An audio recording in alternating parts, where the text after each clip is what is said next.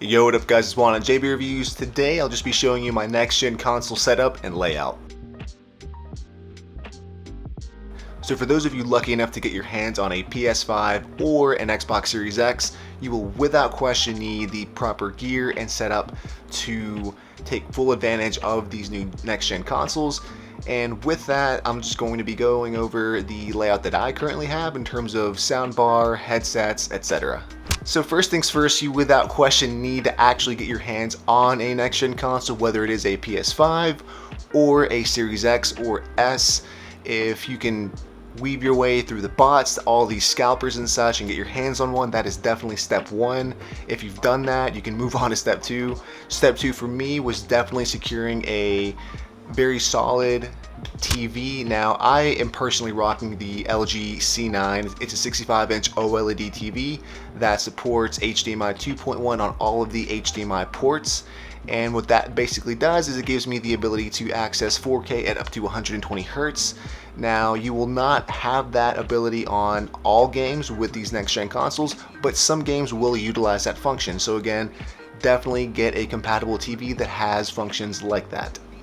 If you can get an OLED TV, that is obviously going to be a very big benefit just because it's going to give you the best contrast ratio. Blacks will be really nice and crisp, and you'll definitely find some separation on the image in terms of like the black and the different colors, just because it'll pop a whole lot more because the individual pixels are dimming and lighting themselves up, giving you better image separation in terms of how crisp things look.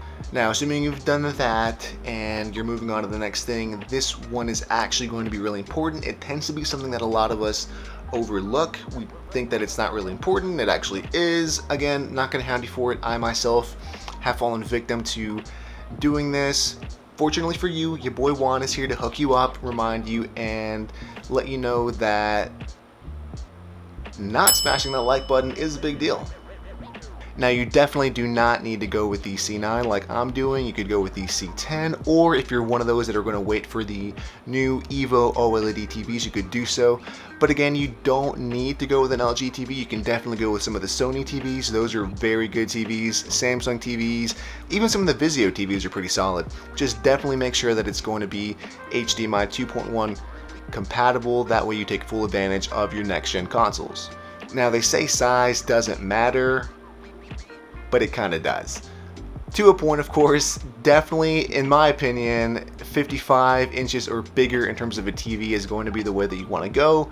55 being on the low end. If you can do a 65 inch, go with that. If you can do 77 inch, which is going to be the max out currently for most OLED manufacturers, go with that. Or if you want to go with a QLED on the Samsung line, or another LED TV that sometimes goes up to like 85 inches or so, definitely go with that. If you are rocking a projector, without question go with that, especially some of these like new short throw projectors from like LG. Those are phenomenal. Now they will cost you a pretty penny, but in my opinion, they do definitely look sick and well worth the price. Once you've nailed down your next gen consoles and an adequate TV to utilize for these consoles, the third step in my opinion is going to be a proper audio setup. Now you don't need a full Dolby Atmos DTS:X immersive setup that you might find in most like high-end home theater systems, but you definitely do need a solid soundbar. Now what I'm currently rocking on my setup is going to be the LG SL10YG soundbar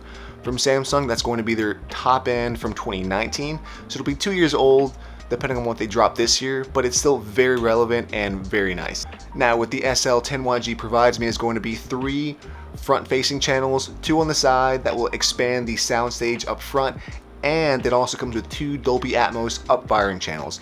Now I did also pick up the compatible Bluetooth rear kit for the SL10YG. That is going to be the SPK8S rear Bluetooth speakers, which will provide you with 2 rear Bluetooth channels. With the soundbar, you do also get the sub that comes along with it. That will obviously be a necessity in terms of explosions, bass, all that low-end audio that sounds really nice if you're playing a shooter, for example. And that setup in general will provide you with a pretty immersive experience overall. Now, assuming you do have some online friends to play with and you don't want to sit there and play single-player games the entire time that you're playing your consoles, my fourth recommendation is without question going to be a proper headset.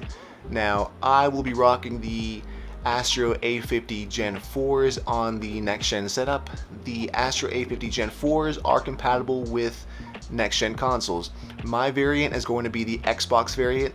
Now, that was no big deal in terms of getting it to be compatible with the Series X. I just simply had to do a firmware update where it enabled all the audio to go through a USB-A to USB micro cable from the headset to the console itself, and that was done. Now, you don't necessarily need a high-end headset, but you do definitely need a headset that will provide you with quality audio, and that obviously has a mic built in.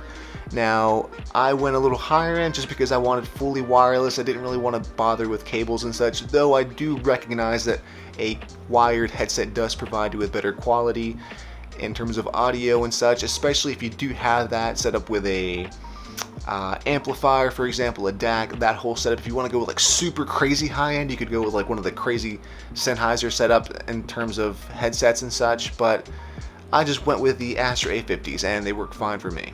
Once you've knocked off those four, number 5 is strictly going to be something that I would consider an add-on bonus feature, and that is going to be to get a solid controller or setup in terms of how you game.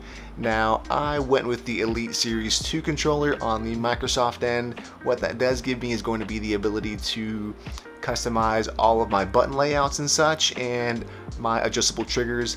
That does give me a bit of an edge, especially on like first-person shooters where you have to be quick to the trigger.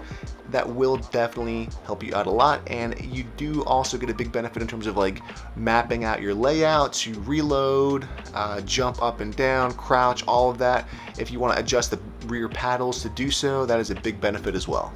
Number 6, which technically should have been mentioned earlier just because it's very important, you do want to have a compatible HDMI 2.1 cable for your connection between your consoles and your TV or projector, just because that is actually going to be the link that sends that signal back and forth. That way you can actually optimize and access that 4K up to 120 Hertz. Now again, you do not need to follow this verbatim and go point by point, but this will provide you with a general guideline in terms of what you do need in terms of tech and gear to optimize your experience for these next gen consoles. Alright guys, that's pretty much it. If you liked the video, you know what to do. Give it a thumbs up, subscribe if you have not, comment down below with any questions or comments that you may have on the gear that I mentioned or other products that you would like to see in the future. Besides that, it's one at JB Reviews. I'll catch you next time.